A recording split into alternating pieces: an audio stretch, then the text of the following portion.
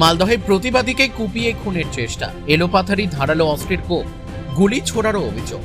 অভিযুক্ত তৃণমূল প্রাক্তন পঞ্চায়েত প্রধান তথা তৃণমূল পঞ্চায়েত সদস্য আরিফ আলী ও অনুগামীরা। সংকটজনক অবস্থায় প্রতিবাদী ইসরাফিল শেখকে চিকিৎসার জন্য পাঠানো হয়েছে কলকাতায়। সিসিটিভি ক্যামেরায় ধরা পড়েছে হামলার আগের মুহূর্তের ছবি। জানা গেছে মালদহের কালিয়াচকের সুজাপুরের বাসিন্দা ইসরাফিল শেখ তার ভাই তৌফিক শেখের ওপর গত 31 জুলাই সামান্য বচসার জেরে হামলা চালায় প্রাক্তন তৃণমূল প্রধান সহ তার দলবল। ওই মারধরের ঘটনায় কালিয়াচক থানায় অভিযোগ দায়ের করা হয় প্রাক্তন প্রধান তথা তৃণমূল নেতা আরিফ আলী সহ কয়েকজনের বিরুদ্ধে। কিন্তু অভিযোগ জানানোর পর থেকেই তা তুলে নেওয়ার জন্য চাপ সৃষ্টি করা হয়। এ নিয়ে ইসরাফিল ও তৌফিকদের সঙ্গে বচসা হয় তৃণমূল নেতা ও পঞ্চায়েত সদস্য আরিফের। এরপর গ্রামবাসীদের একাংশের মধ্যস্থতায় 1 আগস্ট নিজেদের করা অভিযোগ প্রত্যাহার করে নেয় তৌফিক। কিন্তু ওই রাতেই ছাগলের খামারে খাবার দিতে যাওয়ার সময় ইসরাফিল শেখকে ঘিরে ধরে প্রাক্তন প্রধান আরিফ ও তার কয়েকজন সঙ্গী।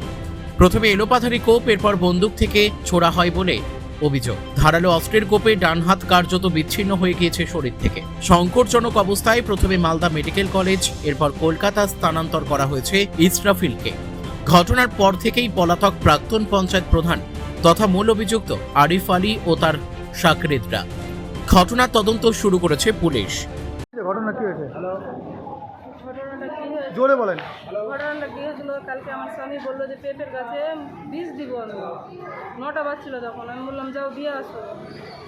বীজ দিতে যাওয়ার জন্য একটা আমাদের বাড়ি থেকে 3-4টা বাড়ি পর ওখানে আছে যারা বাড়ি আছে, একটা ওখানে বীজ দিতে যায়।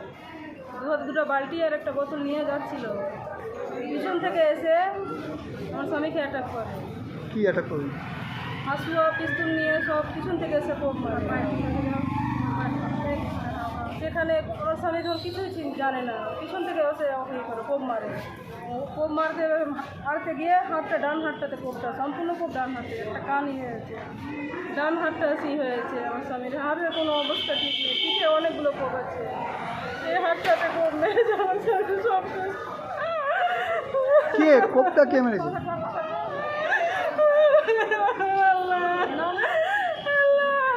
কোপটা কে মেরেছে? আরিফ প্রধান 3 ভাই ছিল, আরিফ, সোহেল, নাসিব আর ইস্তাদের 2টা ছেলে ছিল। যে ইস্তাদের 2টা ছিল, সাহিদ আর আমান ছিল, আর জেম ছিল, একটা সাদিকুল বলে নাম ছিল। তারা কোন পার্টির আছে? টিএমসি পার্টি করতো, এনামুলও ছিল স্যার। টিএমসি কে করে? ওরাই সবাই সবাই টিএমসি করে। ও 5 বছর প্রধান ছিল আগে। টিএমসি? হ্যাঁ, টিএমসি প্রধান ছিল, এখন আর প্রধান নেই। আবার যে বললো খবরটা গরম করলো। তো এই ঘটনাটা ঘটেছে কোথায়? ঘটেছে মসজিদের পিছন পার্শ্বতে। গুলি চালিয়েছে? গুলি চালিয়েছে? 2টা গুলি চালিয়েছে আর হাসুয়ার কোপ দিয়েছে। গুলিটা ফাঁকা গেছে, আরিফ প্রধান। কোন দলের? টিএমসি দলের আরিফ প্রধান। আর যে মারা গেছে কে আপনার? আমার স্বামী হয়, মারা যায়। ও মারা যায়নি, আহত আছে।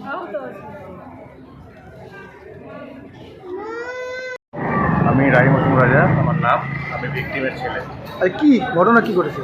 ঘটনা ঘটেছিল যে কালকে আমি কলকাতায় ছিলাম, হঠাৎ করে শুনি কি আমার বাবার ওপর অ্যাটাক করেছে গাড়ি প্রধানটা। তারপরে আমি সিসিটিভি ফুটেজে যা দেখতে পেলাম যে আমার বাবা রোজ দিনের মতো ওই ছাগল খামারে ছাগলদেরকে খাবার খাওয়াতে নিয়ে যাচ্ছিল, আর পিছন দিক থেকে ওই 3 জন অ্যাটাক করে। তার মধ্যে আরিফ প্রধানকে আমি চিনি ব্যক্তিগতভাবে, ওই হাতে বন্দুক নিয়ে অ্যাটাক করেছে। আর তার সামনে ছেলেটা সাফিকুল, সে প্রথমে হাউসা নিয়ে আঘাত করে।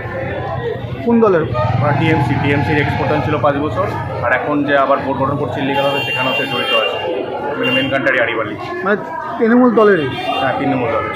কেন এই ঘটনাটা ঘটেছে? কেন ঘটনাটার সূত্রপাত হয়েছিল মেনলি ওই 31 জুলাই। আমার একটা কাকু আছে তৌফিক শেখ বলে, তো সে অ্যাজ ইউজুয়াল মানে 15 দিনের মতোই ওই আরিফ প্রধানের বাড়ি একটা ছেলে ছোটোবেলা থেকে থাকে। তো ওকে যা দাদা পুরো সম্পর্কে চাকর বলে, মানে ছোটো থেকে আর কি যা করে, তো একই করে সম্বোধন করেছিল চাকর বলে। তো রিটার্নে ছেলেটা অনেক খিস্তি খামারি মারে। তো আমার কাকু কিছু বলেনি, কি ঠিক আছে কোনো ব্যাপার না। তারপর কি হয় যে ও আরিফ প্রধানের দলবলকে সবাইকে ডেকে নিয়ে আসে। আরিফ প্রধান ওই অ্যাজ ইউজুয়াল প্রত্যেক দিনের মতো মানে সব জায়গায় ওই সেদিন বলে না, মদ্যপ অবস্থায় থাকে, অশ্লীল ভাষায় কথাবার্তা বলে সেদিনও বাড়ি প্রধান সেখানে এসে আমার কাকুকে মারধর করে। যখন মারধর করা হয় তখনও আমার চাচাতো ভাইগুলো মারধরটা ছোটায়, মারপিটটা এখানে নিজেদের মধ্যে যেহেতু একটা পুরনো সম্পর্ক ছিল, কিন্তু তারপরও যেহেতু মতব্য অবস্থা ছিল, তো প্রচণ্ড খিস্তি কামারি সবাইকে মারার পর একটা হাতাবাতি হয়, মানে ধাক্কাধাক্কি হয়েছিল। সেখান থেকে আমরা পুলিশ কেস করেছিলাম। পুলিশ কেস এই ঘটনাটা কবে হয়েছে? এটা 31 জুলাই। না না, এই যে আজকে যে এই যে আজকে অ্যাডমিট আছে, হ্যাঁ। এটা কালকে রাতে হয়েছে ঘটনা। ওটা কোথায় হয়েছে? কালকে রাতে আমাদের বাড়ির ওই সাইডে কোন জায়গায়? যোগীমোড় তুতপাড়া। পুরো অঞ্চলের নাম বলুন। আমাদের সুজাপুর গ্রাম পঞ্চায়েত যোগীমোড় তুতপাড়া। যে আহত হয়েছে তার নাম কি, বয়স কত? নাম তার নাম হচ্ছে ইসরাফিল শেখ, বয়স 48 বছর। কি করেন ইনি? ব্যবস্থা করে কিসে? মাছের খাবারে। মালদা থেকে পরিতোষ সরকারের রিপোর্ট, কুলিক নিউজ।